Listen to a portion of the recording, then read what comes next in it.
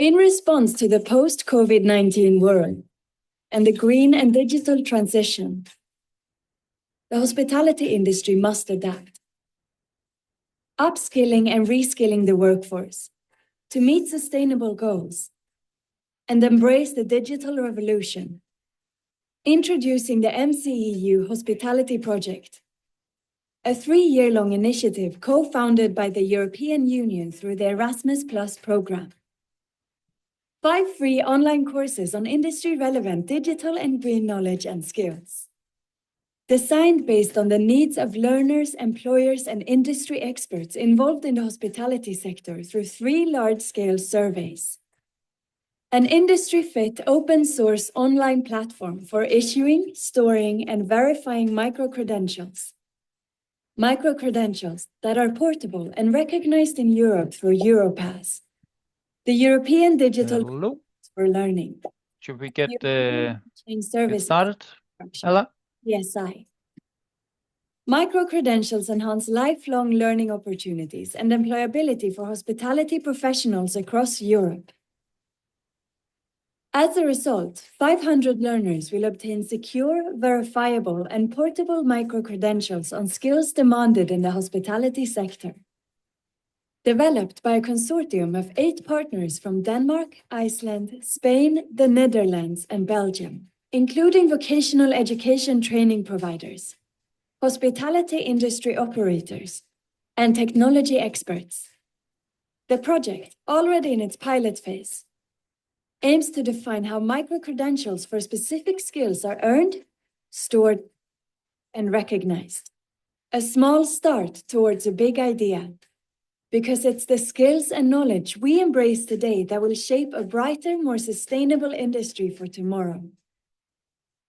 Join us on this journey today at www.mceu.eu.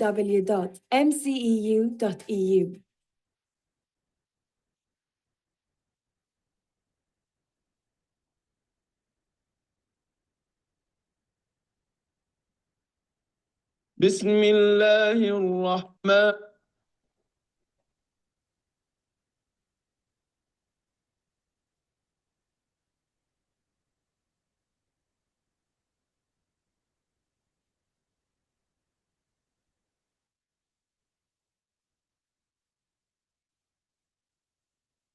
We cannot hear you, Ella.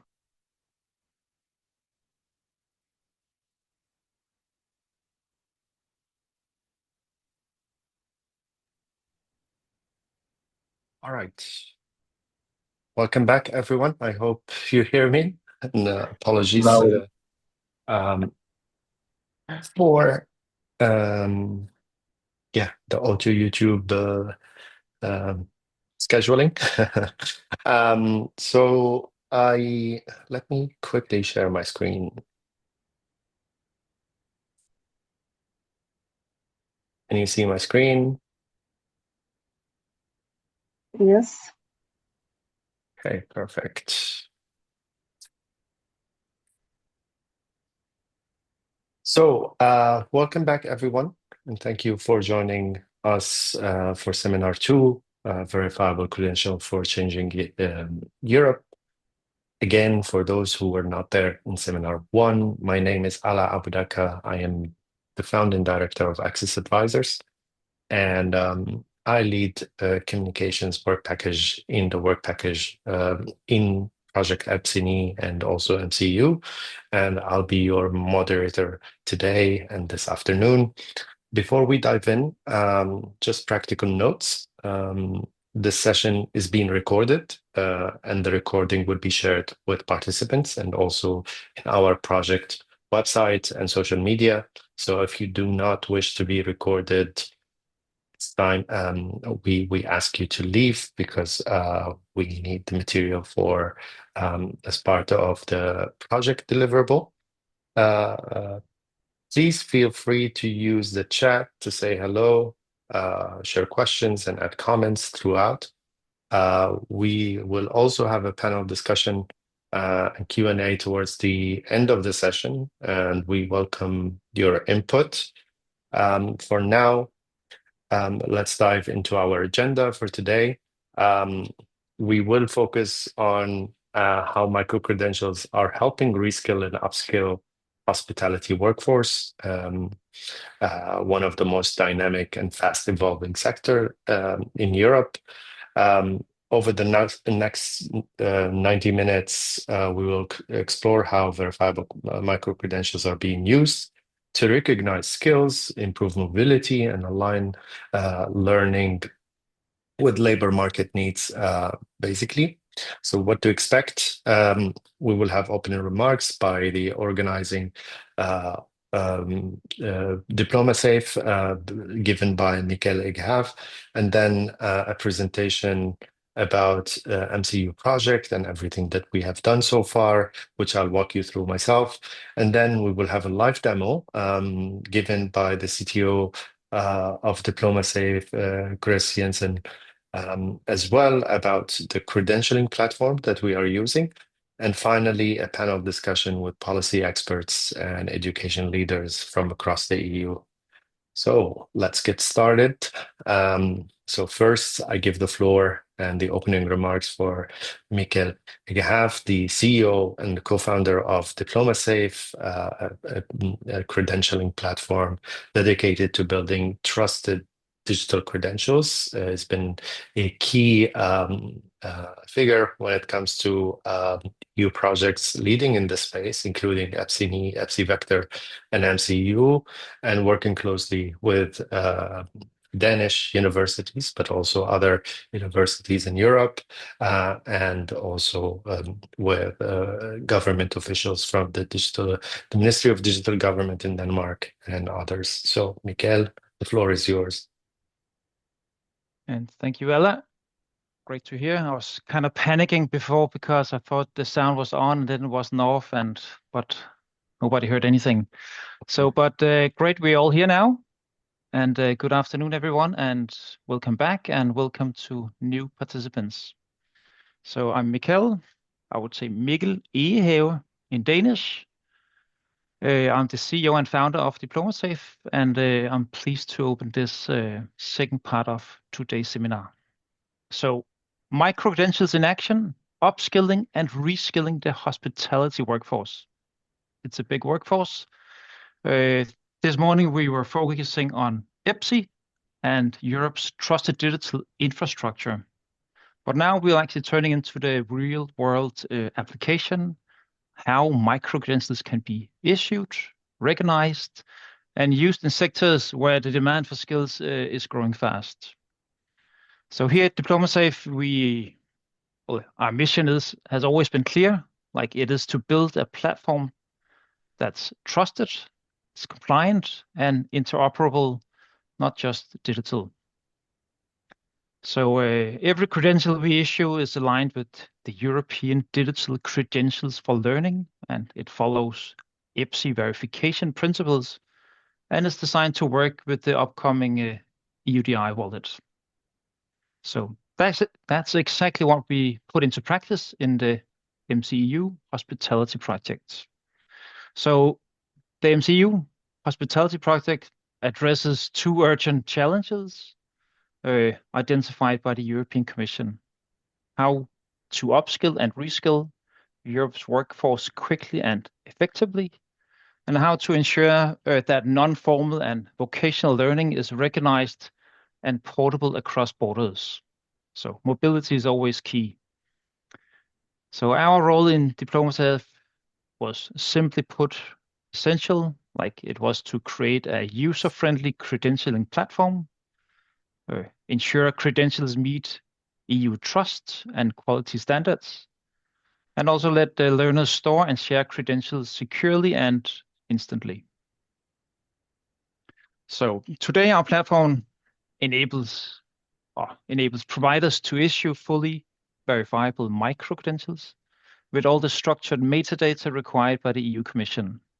So it's EPSI compatibility and working towards a full Europass alignment. So what makes this platform unique in the MCEU context is its flexibility. Like it supports multiple languages, institutions, and rules. It also gives learners control via a personal digital wallet, and it connects to EU trust layers. So credentials can be verified instantly without third-party confirmation. So we move this theory into action, and Chris will guide you through a demo later on. So of course we have not done, like, this is not a solo effort. The real strength is in the consortium, the MCU consortium, the partnership. So I want to say a specific thank to UCN as the coordinator, St. Paul, EDAN, SAF, Hosco, Lobster Inc., and Access Advisors.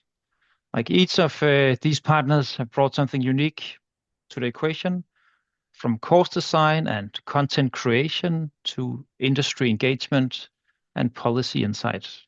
So together, I would say we've built something real.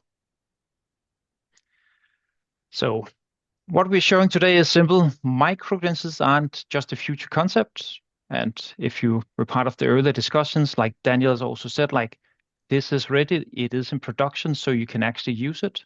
So that is also my recommendation to everybody. Go and use it. So they are here, they work, and they can be deployed at scale as well. And it's also fully aligned with the EU's digital infrastructure. Of course, which is also mentioned earlier, there's so much more still to do, but it's never going to be perfect. We're going to just go and do it and also learn along the way. So we, of course, we still need stronger employer engagement. We need clearer national pathways, and we need ways for learners to stack micro-credentials toward full qualifications. But we have the tools, we have the standards and the use cases. So, and we are super proud to be part of this European transformation. So, and I would like to say thanks you all for joining. I hope this session will inspire you, give you some clarity, and maybe even a few new ideas.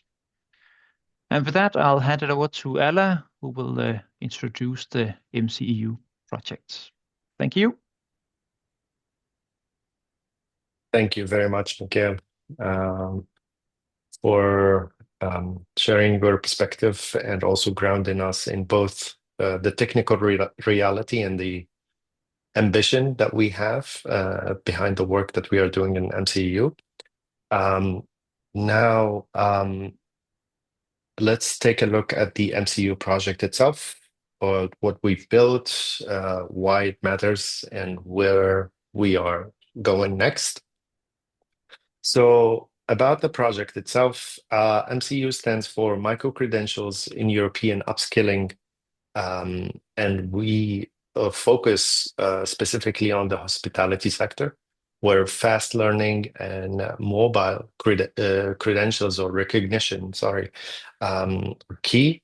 In post-COVID world, hospitality faces intense pressure to adapt with staff shortages, new tech systems, green practices, and multilingual guest services all require a new flexible skill set. So MCU responds to this by building a micro-credential system that is trusted, EU compliant, and learner focused. So why micro-credentials? Micro-credentials offer exactly what the sector needs in terms of short and targeted learning, which is fast, issuable and verifiable in instantly, not months. They're owned by learners, trusted by employers, and they are also broader or part of a broader EU shift as outlined by the Council recommendation on micro-credentials towards modular, portable recognition of learning outcomes across member states. So what we have done and what we have achieved so far in year one and also half of year two now So we conducted surveys, needs analysis with learners and employees and employers in Denmark, Spain, Iceland, and other European countries. We co-designed and validated learning content with Lobster Inc., um, um, world leader in hospitality training. We as well, most importantly, built a tested a technical system to issue credentials that meet the standards and the European standards, as we mentioned. So this is where we are at the moment. We are close to launching pilots in 3 countries, the countries that we're mentioning. Um, Sorry, I think we have a wrong flag here. We have Iceland, Spain, and Denmark. Thank you, Miguel. So we will for sure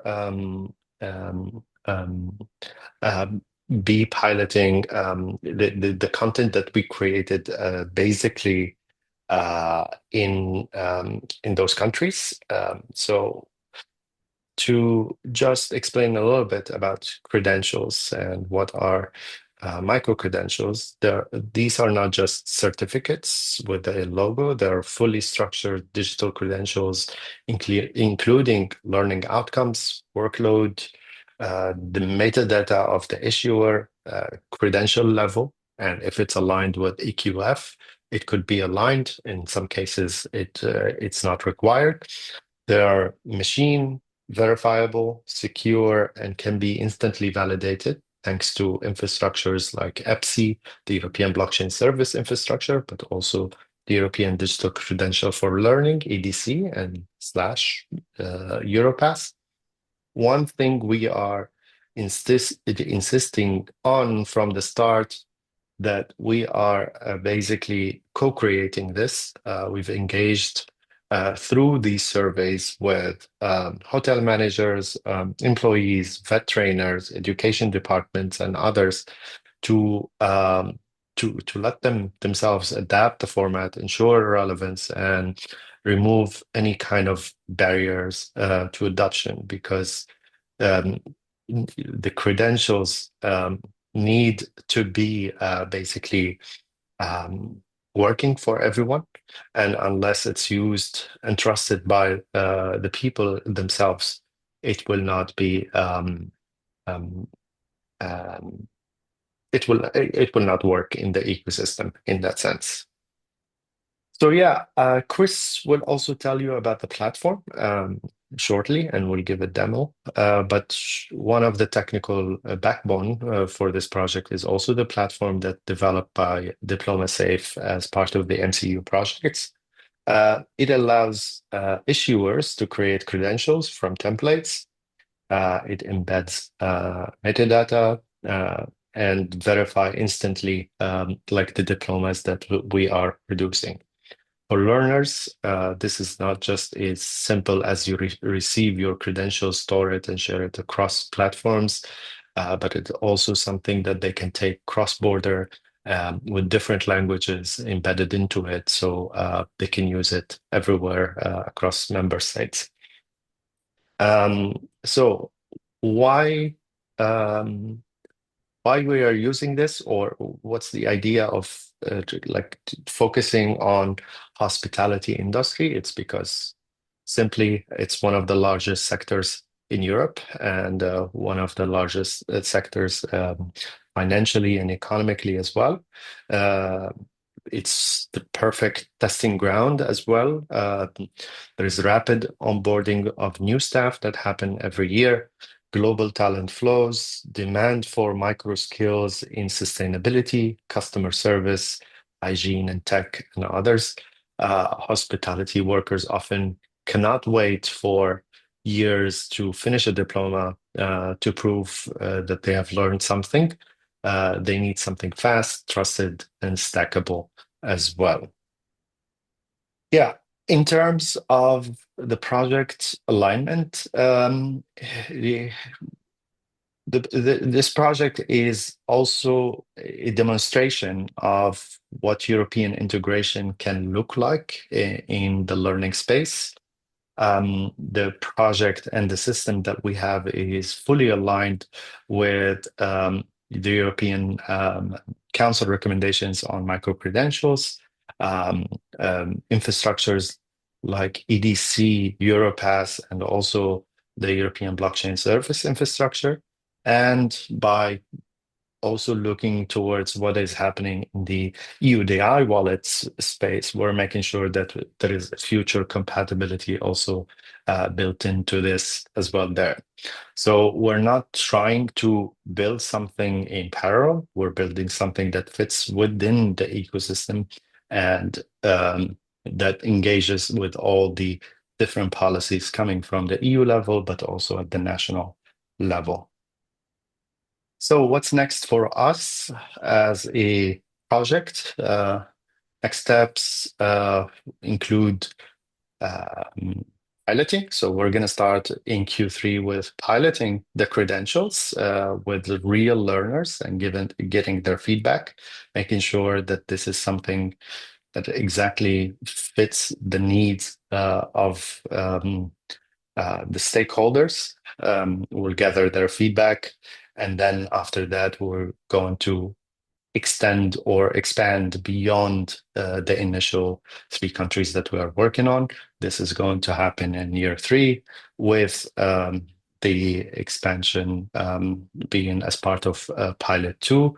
So if you are an organization that wants to issue credentials or to give the content or the courses for their organizations, please don't hesitate to get in touch with us, and so like that we can coordinate how we can work together on this ecosystem. So yeah, why this matters, it's not just about a platform or a project. It's a new model of recognizing learning that is learner-driven, employer-relevant, and also digitally secure. MCU is all about how we can implement, how we can do it, and how we do it right as well. So please get in touch to know more about our project. And we're happy to collaborate further as part of our ecosystem building planning in the next phase as well. With this, I'll stop here and thank you all.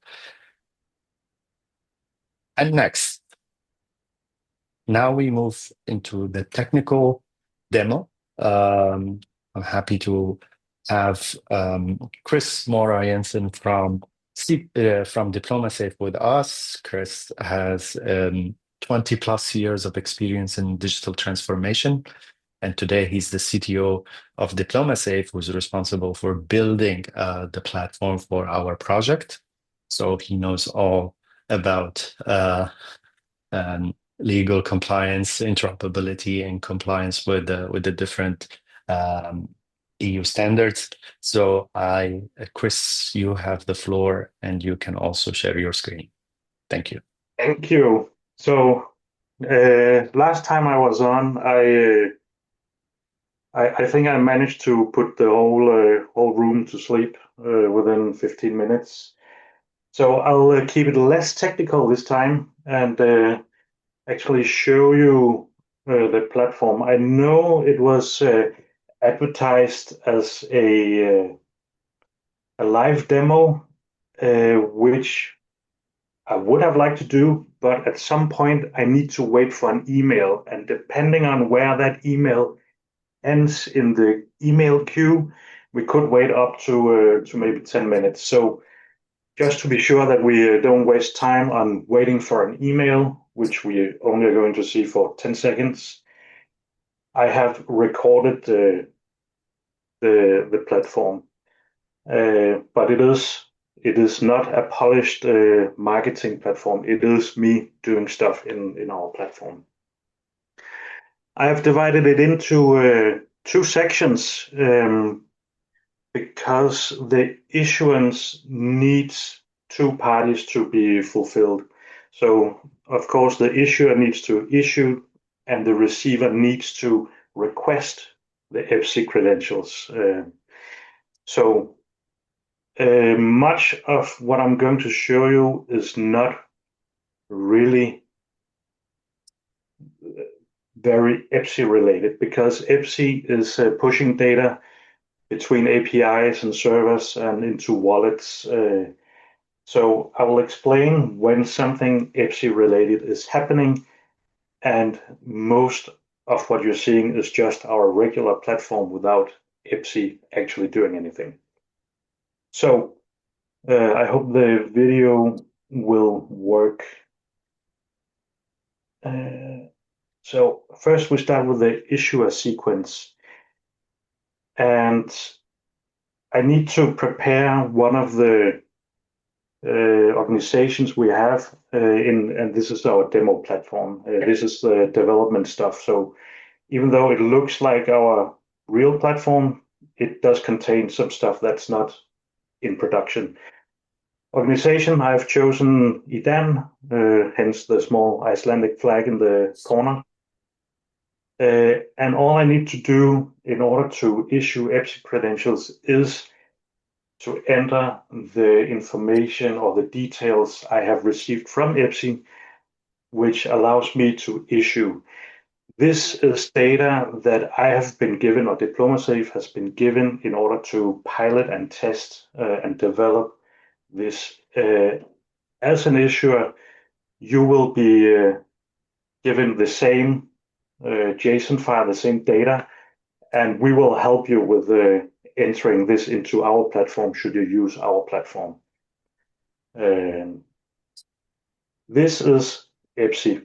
Once I have entered this, you may want to remember those values because we're going to use them later. So now the organization is set up and I can issue a credential to myself. So right now I'm still an issuer, and in a moment I will become a receiver. I'm going to do it manually, but you can also do it through Excel upload or APIs and so on. And I'm going to use one of IDAN's templates, which is a micro credential being prepared for this. It doesn't contain a lot of data. It doesn't contain all the data that's needed. I just want to show the issuing flow. And after I enter the basic information, without much further ado, I just click issue now, and then we would wait for the email. So now I take off the issuer hat and I will put on the receiver hat, because now I'm a student that has earned a credential. Whoops. I got an email, as you can see, from IDAN telling me, please go claim your micro credential. And so I click the button, and by magic, I end up here. I need to accept the terms and conditions, and then I can claim the micro credential. As you can see, this clearly states it is a demo site, and this is not how our production actually looks like. However, it does contain all the functionality I need in order to claim the credential as an EPSI credential as well.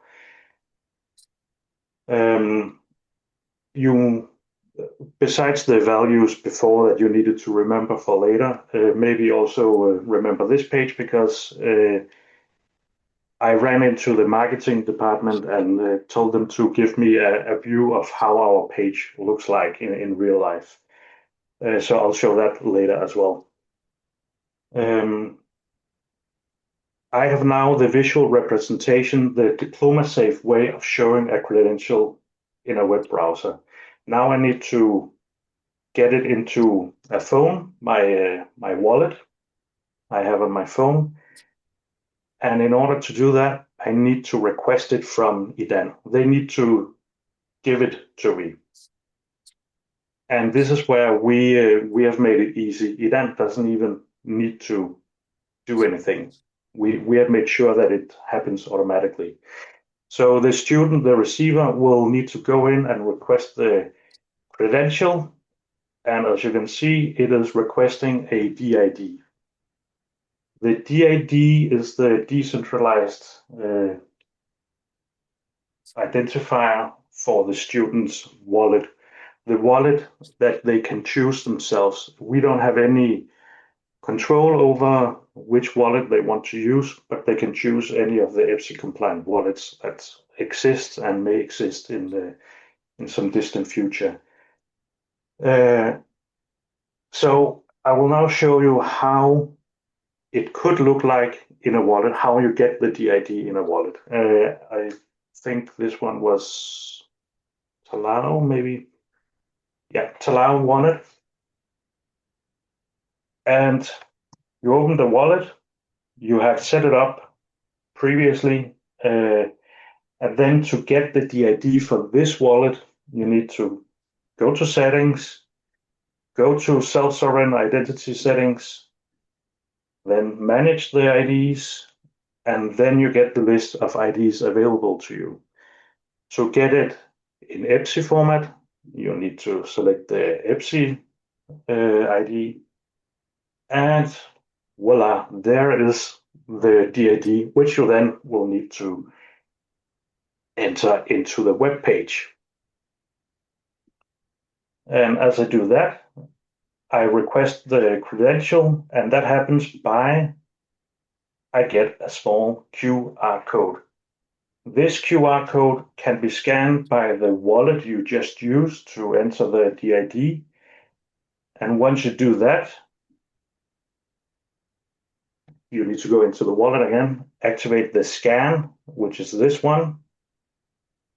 And then I tried to make a screenshot of me scanning the QR code, but it was so fast. But you can actually see the QR code on my keyboard down here. So this has now been scanned by the wallet, and it is asking me, do I trust this very odd-looking host, which is our development environment. I allow it, and then it starts pulling the data out. This is happening in EPSI. This is the part where Idan is actually issuing the credential down into my wallet on my cell phone. Since we have prepared all this in the beginning that they are allowed to issue EPSI credentials, they do not need to, Idan does not need to do anything actively to issue this. It's only the receiver that needs to do anything. After they load this credential, you will be asked to tell which one. You could have multiple credentials down here if you were having a full master's. That could be a transcript, wall diploma, whatever. More individual documents that you could collect. In this wallet, click continue, and then you actually get the credential in. And just to show that this is not all bogus, if you click on this, and it's quite empty, I told you before, it's just an empty shell. It's just to show that it does go into EPSI. If I activate the developer mode on this wallet, I will get this. And if you all remember the values from before, you can see that this is the issuer IDs and keys that I entered in the beginning. So this has come all the way from our end through EPSI and into the phone, into the wallet on the phone. Super smart, super easy. As long as you can push a button, you can issue into EPSI. It's really easy. Most of the work will need to be done by the student, the receiver. So it couldn't be easier for an issuer, at least. And that's actually our presentation. But as I told you, I would like to show how it actually looks like. And this is our live platform, and parts of it is in development and is coming very soon. So, for example, if we go to the skills down here, is based on ESCO. The salary compare is also being built right now based on the public available data. We also have the earning criteria, which is needed for the trust and EU-wide recognition. Pathways and so on. This is all the visual representation that the student or the receiver will see. This is not what EPSI would look like. EPSI is more data. This is our interpretation of how it could look if you want to show something visually pleasing. That's more or less it for me. Any questions? Fantastic. Everybody is asleep. No. No, thank you, Chris, for the informative presentation. We are actually 10 minutes ahead of time. So if you have any questions, technical questions, please go ahead and ask them now. I have a comment. So the EPSI module we have in DiplomaSafe that I just showed is based on the MCEU open source module, which we have also developed. If you want to use the open source module, you will need to implement it and host it yourself. And under all circumstances, you need to obtain the issuer accreditation JSON, the IDs and the data that you need to put in. That one will allow you to issue to the blockchain. Without that, you are not being let in. For now, we can test with the one that DiplomaSafe has, but you should get one yourself. Great. Any questions from the floor? I think there was one. Yes. Chat. Let me check. How commercial question? How will the monetization happen? Which monetization? I think Andreas is asking about beyond the project lifecycle, how we are planning to monetize the platform. Through taxes? I don't know. I don't have any insights to the monetization of this project. Yeah. Or beyond this project.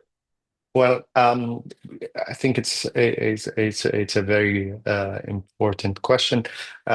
Beyond the life cycle of the project, that we are building a self-sustainability plan, and as part of it, there will be a commercialization of the platform and everything that we are doing in the MCU project, including making services on top of the open source platform that we are doing. So we will provide services for those who are interested.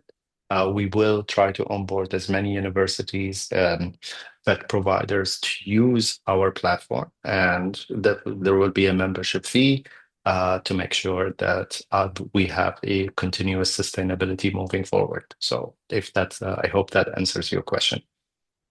Yeah. All right. Any other questions, or shall we move to our panel? Okay.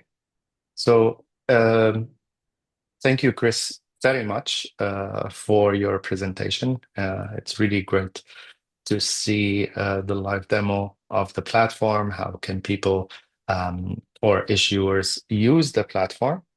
And now we move into our final segment, which is the panel discussion about upskilling and reskilling through micro-credentials. We're joined by a brilliant group of panelists, each contributing to a unique perspective. We're honored to have Isabel Orio from DG Employment as policy officer from DG Employment. She will be with us in the panel. She brings experience across youth mobility, inequality, the global education policy, and will offer a policy lens of where the Commission stands with micro-credentials, what everything the Commission is doing at this moment. After we have also Stein Nielsen with us. She is the project coordinator at UCN for several other projects like Heroes Alliance. Her focus on lifelong learning and mobility gives her firsthand insight into the institutional side of credential implementation.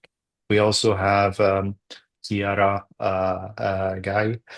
Please correct me if I'm saying your family name wrong. Chiara is the associate professor at EUHC St. Paul, one of our leading organization, and also our partner from Spain. She specializes in gastronomy, sustainability, and learning design. She's part of the MCU advisory board and brings a very important perspective and also learner-focused angle to the discussion. And finally, Anas with us, Anas Nogart. He is the coordinator of our MCU project. He brings deep experience in managing EU projects like Erasmus Plus, and it will be important to see and talk about basically ecosystem building and how partnerships work around great initiatives like MCEU. So without further ado, I welcome all of you. Thank you very much for being here. I have a few questions from my side to you, but then afterwards, we're going to open the floor again to our participants so they can also reflect on what they hear and share with us their perspective as well, or give our speakers run for their money with tough questions. So up to you.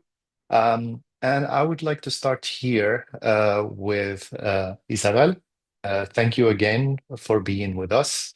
And my question is about the Commission, how you see micro-credentials helping address Europe's skills shortages, particularly when it comes to vocational educational training and adult learning, especially in the context of the new Union of Skills and also the large-scale partnerships or Pact for Skills as well.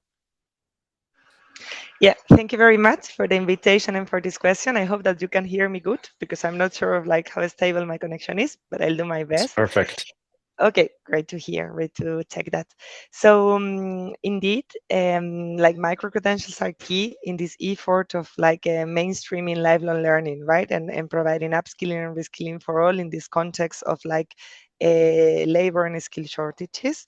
So basically, the main guiding document that guide or that steer our policy work on micro-credential, as you may probably know because of your area of expertise, is the Council recommendation adopted in 2022 on a European approach to micro-credentials and lifelong learning. Basically, what the Council recommendation does is establishes, maybe for the first time, a common definition that try to guide member states on put some order on what is a micro-credential and what is not. But it also establishes standard elements to describe a micro-credential that this is annexed to, and I guess is of course part of your project, and then 10 principles to follow when designing and issuing a micro-credential. So let's say that this is in essence the EU approach, and the promotion of this EU approach, we've been taking care of that, like that was already a fundamental part, in the European Skills Agenda. That was a bit the framework for skills development policy from 2020 to 2025.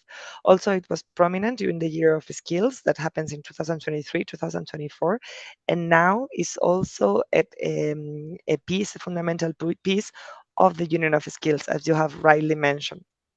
So the Union of Skills is one of the three major initiatives presented by this commission in the first 100 days, together with the Competitiveness Compass and the Clean and with the Clean Industrial Deal. And all this is very related, right? Because the whole thing is that, like, the belief that the skills are a key enabler in our competitiveness and in the urgency of addressing these skills and labor shortages that the EU is facing. So specifically, on what has to do with micro-credentials under this Union of Skills, the idea is to expand their use as flexible learning solutions and in line with the European approach. This is fundamental, right? To ensure that they are trusted, that they are understandable, they are issued digitally. So in that sense, this project is key as well, and that they are comparable across sectors and across countries. So maybe, like, not to make my intervention very long, I would say that this whole thing with micro-credentials contributes to the Union of Skills in two main ways.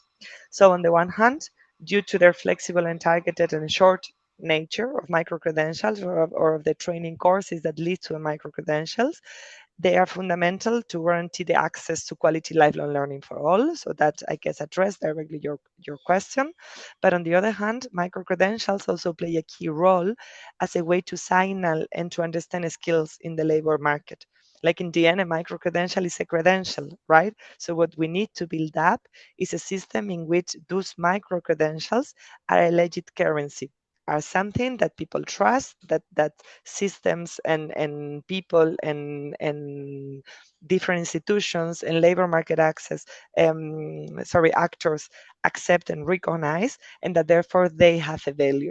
So like both parts, right? Like the part that has to do with like a tool for upskilling and reskilling, but also the part that has to do with creating a currency for skills that people trust. So for that, it is fundamental that those micro credentials, like the format itself, they are, when possible, of course, digital, but when being digital, for sure, interoperable. So guaranteeing the interoperability of these digital micro credentials is something that we are really working for. For that, we have as a tool, as a semantic model, the European learning model that we also encourage very much to use as a way to guarantee the interoperability of these digital credentials, of these micro credentials when they are digital. And this interoperability is also very much linked to the project of the EU Identity Wallet, that is at the moment being developed. So I would say that this is, for the moment, very much it from my side. Maybe just to share with you that from the European Commission, we are currently working on developing new content on our website that better disseminates the European approach to micro-credentials, like these three building blocks, and also that acts as a sort of like hub of information so that many other tools that are related can be easily retrieved in our employment, social affairs and inclusion website. That we are at the moment also finalizing a report on the state of implementation by member states of this council recommendation of micro-credentials, and that we keep supporting micro-credentials with funding. For example, the one that is linked to this project, but also at the moment there are 17 projects running on micro-credentials co-funded by the Erasmus+. And finally, like the other main activity that we do is like we organize peer learning activities where we bring together member states to share their good practices and to share also like what are still their open questions and the stuff that they still need to solve so that they can help each other in this adoption or in this implementation of the European approach to micro-credentials at a member state level. So yeah, that's very much it from my side, but like happy I keep open for the discussion, like for questions from colleagues, from yourself or from the audience. Thank you very much. Thank you. Thank you very much, Isabel, for the thorough answer. I guess I just have a follow-up on the last part that you said about facilitating these meetings with member states. I I guess like the question is how the Commission planning to support greater uptake and alignment across member states when it comes to national frameworks, employer recognition, and digital infrastructure. Are there plans on the pipeline that coming from the Commission with this new Union of Skills communication or under the Pact for Skill? So yeah, here what is important to consider is that all that has to do with education and training is not a direct competence of the European Union, right? But it lays at a member state level and many times even at the regional level within member states. So in that sense, like in terms of legal tools, often like the stronger tool we can use is what we already have, that is a council recommendation, that in essence is that, right? Like the Commission put forward a proposal that eventually is adopted by the council, and in the council every member state is represented. So somehow is that member states in the council agrees to voluntarily adopt that, right? Like adopt, in this case, the EU approach to micro-credentials. So we cannot go through hard enforcement because of like the foundational treaties of the EU, right? Like primary law doesn't back it up. However, there are like so many ways to keep promoting that. So for example, facilitating like spaces, as I said, right, for discussion and for peer learning.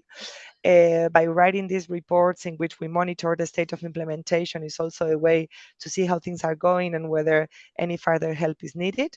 Funding is fundamental. That's why I was also stressing that like we have the Erasmus Plus, but also via the ESF Plus, like in the end, all the funding follows the policy lines of the EU. So in that sense, when the narrative is this, right, when the narrative is micro-credentials as part of the Union of Skills, we keep promoting the EU approach, the money falls after, so to speak, right? And then experimental projects can take place. And for example, in Erasmus Plus, we have like these forward-looking projects and these policy experimentation projects where several actors are also implementing micro-credentials more from a bottom-up approach, right? Like not only member states building up frameworks, but also stakeholders directly therein to issue and to create ways to go about all these like challenges, including, for example, the digital format of micro-credentials. So funding is an option. And then finally, we also have like another sort of support that is called a technical support instrument. That is basically for doing structural reforms. Member states ask for help so that they have like this technical support. And at the moment, Hungary and the Czech Republic has been working on a project to develop a single framework for micro-credentials at a member state level. So that's also like a quite useful tool, I would say, for this implementation of the Council recommendation. And maybe also interesting to mention that this will be very much linked to the Skills Portability Initiative. That is an initiative is still on the go, but there will be like broad consultations. So I invite you to check whenever those consultations are out, probably by the end of the year, so that we can also count on your expertise and on your feedback. Because as I said, there is a part that has related to micro-credentials that has to do with the portability of these skills, right? Like with the portability of these learning outcomes. So for sure, micro-credentials will be part of this skills portability initiative, and we will be very happy to listen to what all the stakeholders that work with micro-credentials has to say. So yeah, thank you.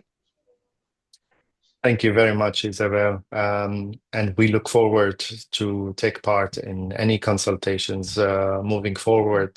You can definitely count on MCU and MCU partners to be there to support your efforts, as we firmly believe that the Commission work around micro-credentials and the uptake of micro-credentials is key and very important.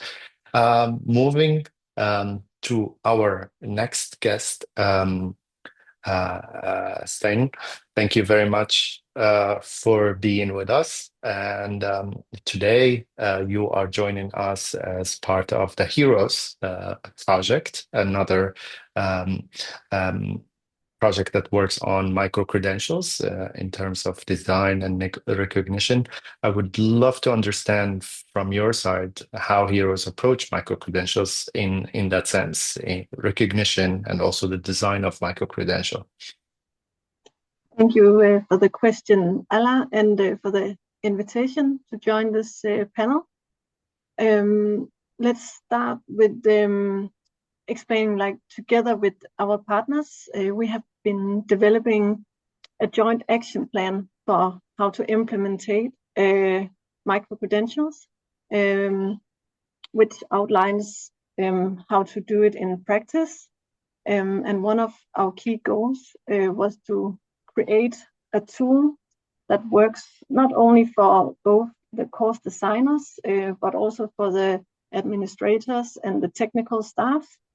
So like a tool, a practical tool, not just a document. So beside writing a report, we also have created like an interactive flowchart, like a visually guideline, like visual guide that guides every part of the staff through the entire process of developing and implementing micro-credentials from enrollment to issuing. The second part is that we have been developing, or we are developing, a template that supports all the steps that the course developers are going through. So we ensure that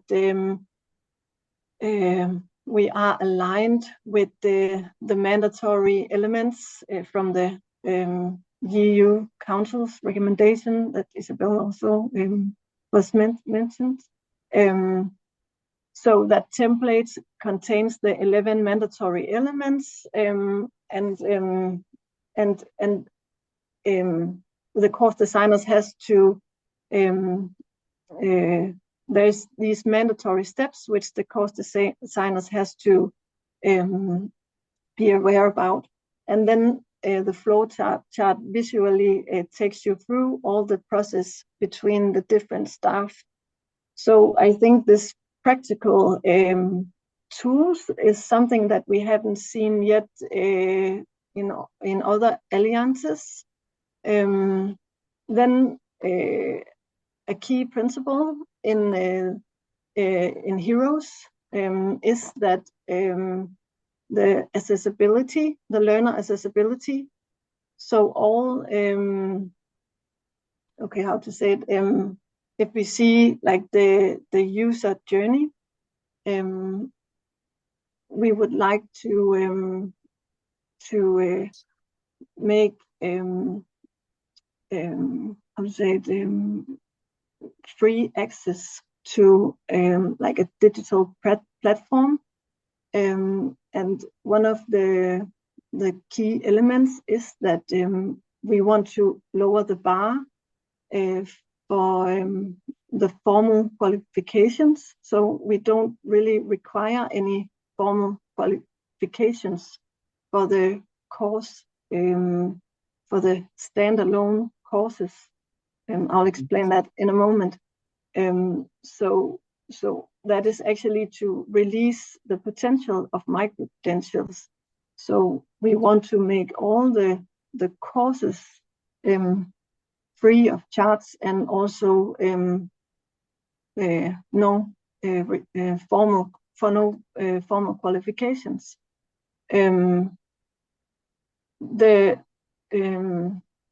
Another key element for the micro-credentials definition in HEROES is that we are working with splitting ECTS for flexibility. And that means that a micro-credential consists of some fixed, is what we call it, standalone courses, which could contain of different learning elements. Whenever you have completed a course, a standalone course, you will get a badge. When you have complete enough badges, you will be asked if you want to take an assessment. If you will take an assessment, this is where you can get your credential as well. So in this way, I think we will reach out to, we won't exclude anyone from learning. So there will be different learning pathways, because in Heroes, our target group will be both students, professional staff, professionals and lifelong learners from outside our institutions, and also it will also consist of staff training. So we can design the learning pathways through the standalone courses, and if the learner is interested, they can also take the assessment and get their credential. But they can also stop and only have the badges, but the badges won't be like a certificate. It will just be like a digital badge. Yes, and it's very hard to tell about such a big project in such a small time. But I just want Please take your time. Yeah, I just want to say that in this template, it's because when we have to joint develop courses, the template will also figure like a contract or a guideline between the institutions, because there will be, of course, the 11 mandatory steps, and we also created some steps we call consider, which they will contain a lot about the pedagogic,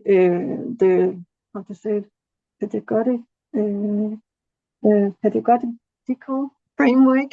So that will be some help and strategic questions for the course designers. But when we use this template, we can also ensure that we have joint quality assurance in our development of micro-credentials, if that makes sense. And to have this more practical tools, I think it makes Heroes very adaptable, and it works both for learners in formal degree programs and also professionals who want to upskill over time.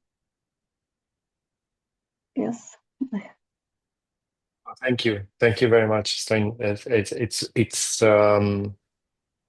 very interesting, the work that you are doing. Please make sure to share with us the links to Heroes and also the platform that you are developing, so like that we can also disseminate the information about it, and for those who are interested as well to join the efforts of the consortium partners that you have. I guess like in from your experience so far, I wanted to ask about biggest challenges in scaling micro-credentials that you see now across institutions, but also across borders. What are the challenges that you are facing in your project?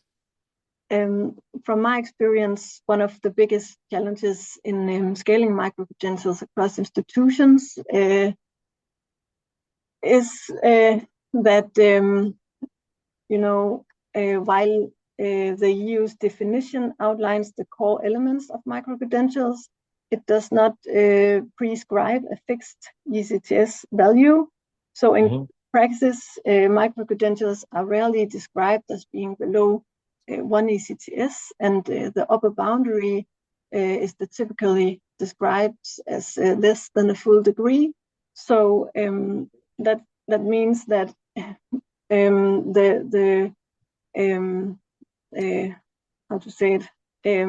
the legal framework across our partner institutions has been we had been analyzed that, so we found that micro-credentials between 3 and 20 are broadly compatible with national legislation across the alliance. And that means designing micro-credentials within the range. This range gives the best chance for formal recognition and cross-institutional integration. At the same time, we've actively encouraged smaller micro-credentials between 1 and 3 ECTS because they help us to build like a modular ecosystem. And these shorter units can later be stacked into the larger credentials. But of course, in Heroes, the developers should be aware that anything below 3 ECTS or above 20 might not be recognized in all the partner institutions or all countries. We also have been agreed that within Heroes, micro-credentials can never be less than 1, and the ECTS values must be whole or half points, ECTS points. And then, of course, another challenge I think we have had, and I also have experienced in other credentials, other projects regarding micro-credentials at UCN is the technical setup, both internally, but also internal and also external. We quickly learned, for instance, that working 9 institutions working together, for instance, we can't have a joint enrollment. And of course, I could see earlier in this conference that it is possible to have the joint issuing, but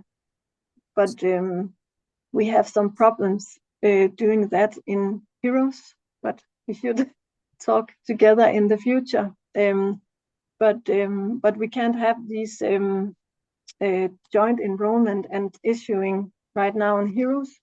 So that's why we have designed the platform so in a way that actually everyone can sign up and make a hero profile and start learning from day one.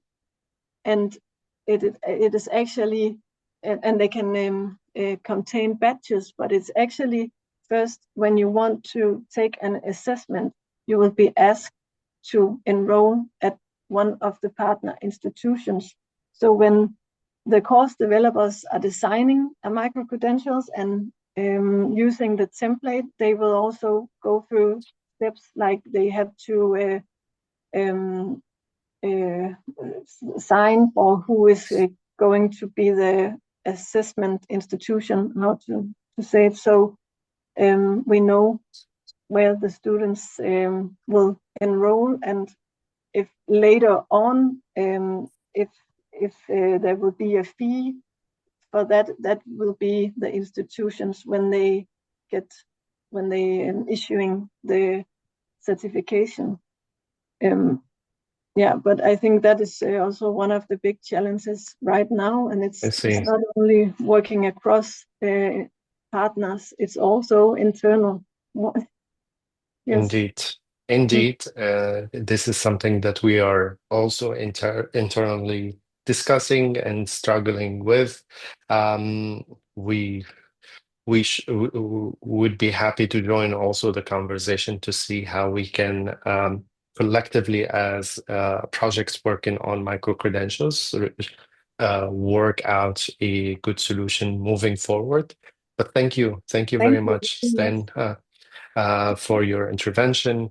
Please stay with us in case we have any questions about Heroes from the chat.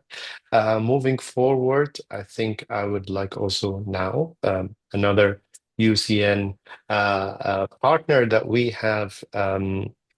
We have Anders, our coordinator for the MCU project. Anders, are you with us? Yes, I'm with you. Yeah, good.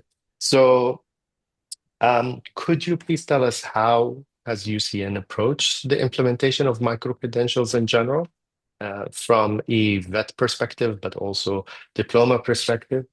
And how have you approached how is your approach working so far with micro-credentials within the MCU project? Thank you. Yes, I definitely can. Yeah, and I would like to start a little bit a couple of years back, because at UCN we has actually been working with micro-credentials for something like 3 years now. We started working with micro-credentials because we could see that some of our students were lacking some competences, for instance, within sustainability. And people didn't want to take a full academical module within sustainability. However, people, when we talked to them, they said, well, we need some more knowledge about carbon footprint. We need some more knowledge about ESG and how to make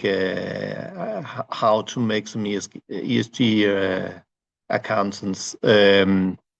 So actually, my colleague Stine was with us here today, and another colleague Suzette sat together and looked into how can we split an existing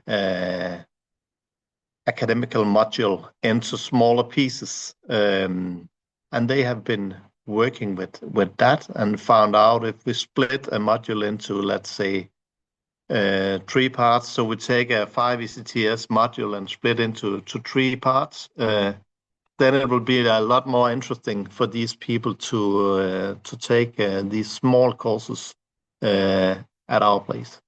So that was where our journey within micro-credentials started. And that together with other things led us to the MCEU project, and led us to be a part of this project, where we look a lot more into the hospitality sector. And we're not so focused on this ECTS problem. We look more into focusing on specific areas where we can educate hospitality workers. So the way we have been working with micro-credentials in this project is that before starting up with making these courses, we used a lot of time getting knowledge into this project.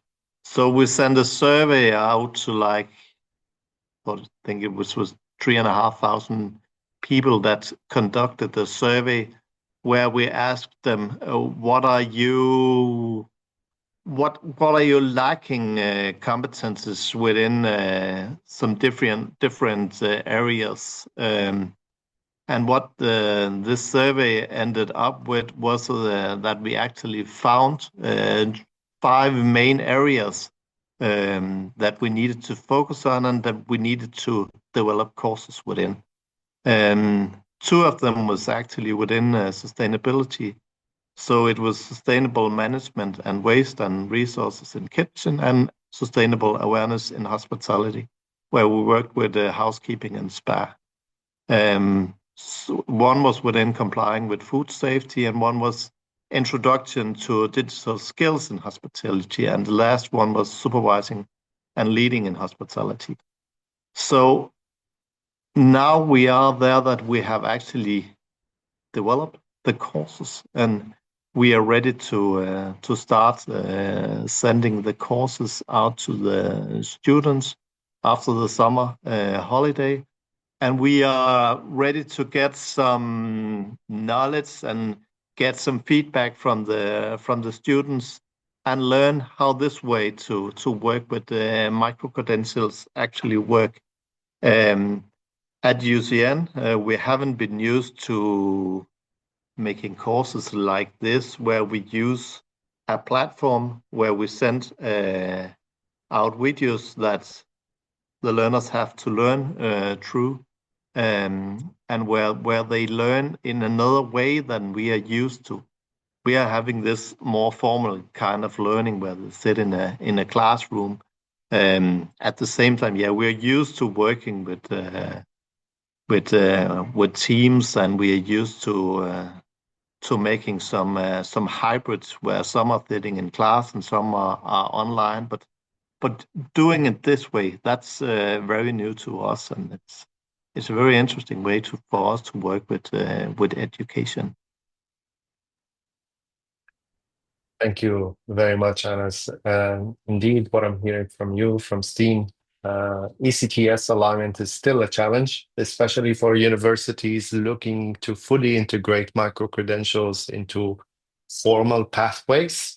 But when we look at upskilling, reskilling needs, particularly when it comes to vocational educational training and adult learning, micro-credentials already offer huge opportunity in there. I think the key here is to work toward a common ground where recognition is possible, even if it's not identical to the system that we are using with the ECTS. But it's something that is flexible and does not come at the expense of trust, which is, we know, a huge factor for higher education institutions as well. So thank you very much. Also, yeah, now that's maybe also that is the main reason why we're maybe not facing the same issue as Stine is in the Heroes project, that we are not working with this ECTS based learning. So we can share the same courses, and we can issue the same credentials, each partner in this project.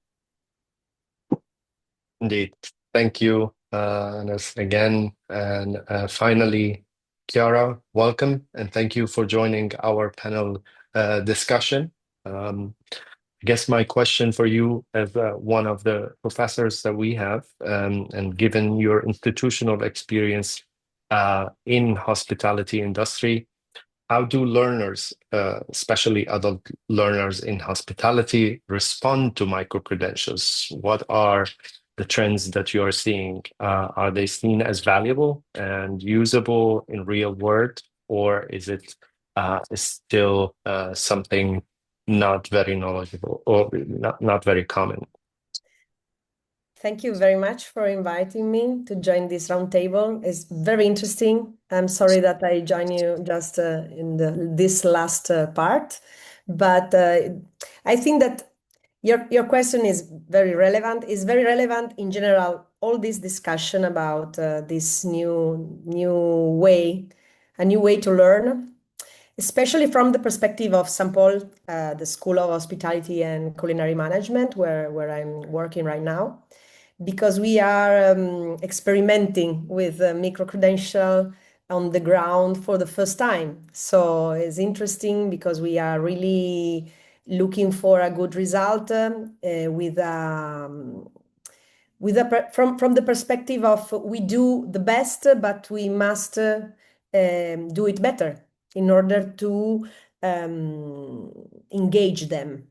Because in our experience, above all the adult learners in hospitality, they tend to be highly pragmatic. They often work long hours. They have like a non-linear career path. So they may not have the previous access to the higher education.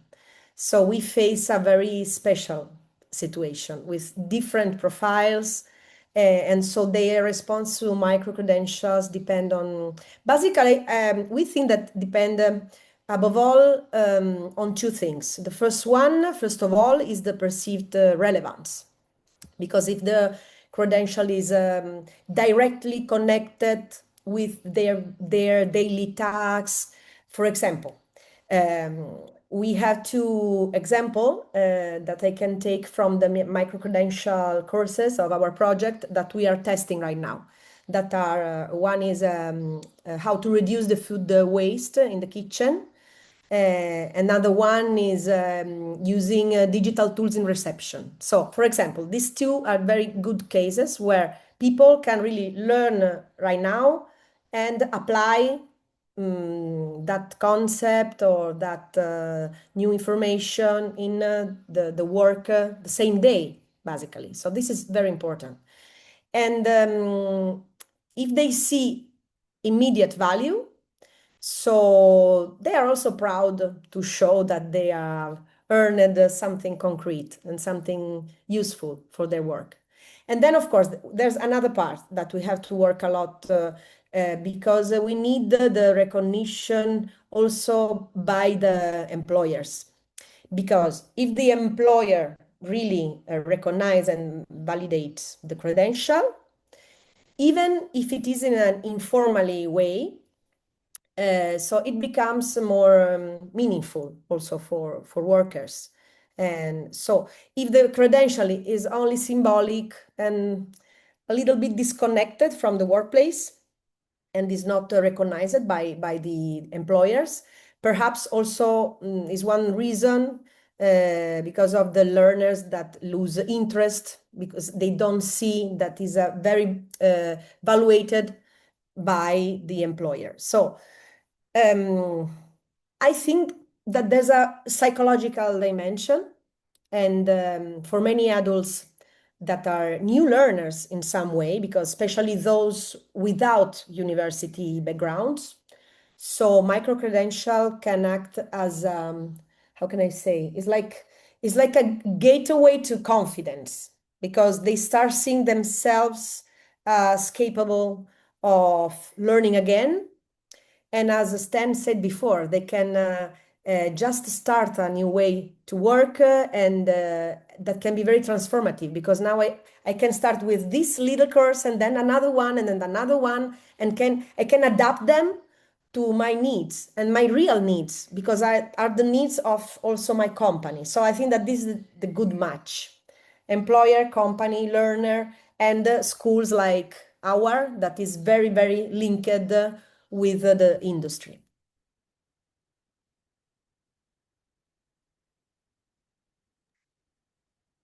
Thank you very much, Chiara. Just to follow up, what do you think the key factors that make micro-credentials useful for both learners and employers in practice? The first thing, of course, is a contextualization. And I think now that we're facing such a revolution with the artificial intelligence, so the context is changing all the time. So a good micro-credential is never, never generic. It's like rooted, no, in the reality of the workplace. Place. So, for example, in hospitality, as I said before, we need something that is very linked to the daily work, but also linked to a new scenario that is coming. No, so of course, all the very practical things like front desk, the kitchen, the housekeeping, etc. But perhaps we can also be a little bit more brave and look what is coming really. No, then of course there's also other things that are very important, other key factors like the modularity. No. Because if we create a modularity with a meaning, of course, so it's very short, is manageable, but is also easy to recognize across different contexts. And so learners want to see where they can go. So, okay, I start with this first course, but then if I want, if I like it, and if I need it, I can go to do more things and improve more and more. So employers want to see how can go forward always. Also, if then they don't do it in some way. And then the last thing that I think that is very important in our experience, we saw that is something that we need to explain better, because for us it's very clear, but perhaps for employers is not, and for some learners not, is the integration with the workday, because this is absolutely critical. This is a big problem in Spain because if training happens during the working hours, so is really supported by managers, so the adoption is stronger and is incredible. We can really reach great results. When learning is left to people free time, especially in a demanding sector like hospitality, so the participation drops. So it's normal, it's obvious. So we need micro-credentials that are relevant, are recognized, are realistic in terms of delivery. And I think these are the case. Thank you very much, Chiara. And thank you for all our speakers for their interventions. Perhaps if there are any questions in the chat that we can go through, or also if anyone has a question, wants to ask our speakers. Stefan, please go ahead. Yes, thank you very much for the panel and the insights. From the strategic point of view, I fully agree to you. From a practical point of view, where can I find example data set for micro-credentials? So what I'm exactly looking for is a verifiable credential which contains micro-credentials. So like an application, and inside I have several micro-credentials or maybe a diploma, and the different degrees of the diploma are issued as micro-credentials and bundled together. Do you have something like this? If yes, if you could point me to a GitHub, that would be really, really great. Thank you very much.